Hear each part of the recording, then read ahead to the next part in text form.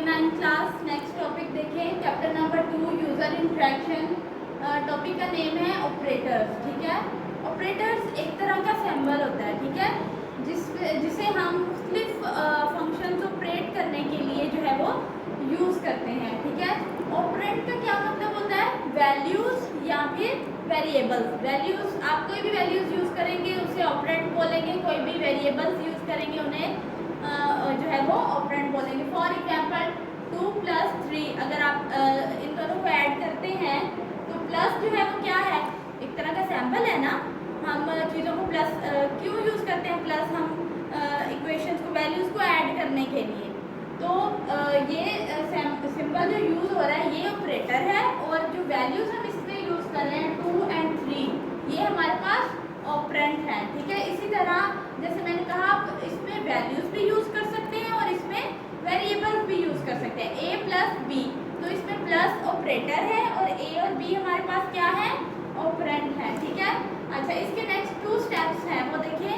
Assignment operator, एक assignment operator होता है और एक अरिथमेटिक ऑपरेटर होता है।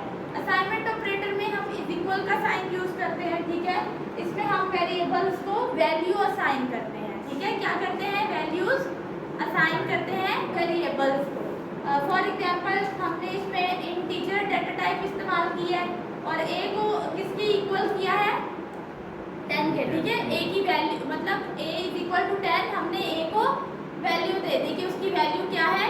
10 है। ठीक है, अब देखें लेफ्ट साइड पे जो भी इक्वेशन होगी ना वो राइट साइड वाले वेरिएबल की वैल्यू कंसीडर की जाएगी। ठीक है, इसमें हम जो है वो इसको जो है वो इक्वल का साइन यूज़ करके वैल्यूज असाइन करते हैं असाइनमेंट ऑपरेटर में। ठीक है, असाइनमेंट का क्या मतलब होता है? कोई काम असाइन करना किसी दूसरे को। ठीक है, अरिथमेटिक ऑपरेटर क्या होता है? इसमें जो है वो हम डिफरेंट सिंबल्स यूज़ करते हैं। फॉर एग्जांपल प्लस हम किस लिए इस्तेमाल करते हैं? ऐड करने के लिए। ठीक है, ये तो सिंपल हम जो है वो ऊपर आपने देखा होगा 2 + 3 राइट किया हुआ, तो इसमें हमने प्लस का साइन यूज़ किया। ठीक है, नेक्स्ट हमारे पास माइनस है, सब्ट्रैक्शन के लिए यूज़ किया जाता है। जब हमने चीज़ों को जो है वो निकालना होता है तो हम माइनस करते हैं। ठीक है, इक्वेशंस को, वैल्यूज़ को। फिर स्टेरिक साइन हम जो है वो मल्टीप्लिकेशंस के लिए यूज़ करते हैं। ठीक है, मल्टीप्लाई करने के लिए 2 × 3 = 6। ठीक है, तो स्टेरिक का साइन जो है वो मल्टीप्लिकेशन के लिए यूज़ होता है। नेक्स्ट साइन हमारे पास कौन सा है? डिवीजन का। ये साइन हम डिवीजन के लिए इस्तेमाल करते हैं।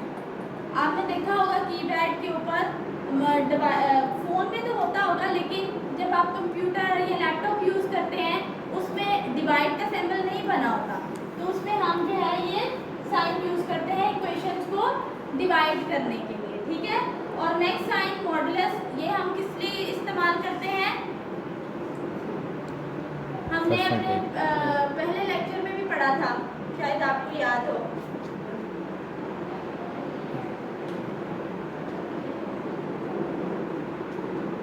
हमने अपने प्रीवियस लेक्चर में मॉडुलस का साइन यूज़ किया था। वो हमने क्यों यूज़ किया था? 10th क्लास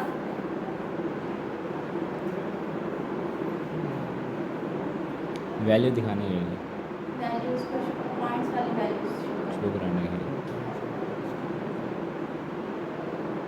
इसकी नेक्स्ट एग्जांपल देखें। देखते हैं हमारे पास a की वैल्यू है 2 के साथ क्या लिखा हुआ है? डिवीजन का साइन यूज हुआ है, 2 / 3।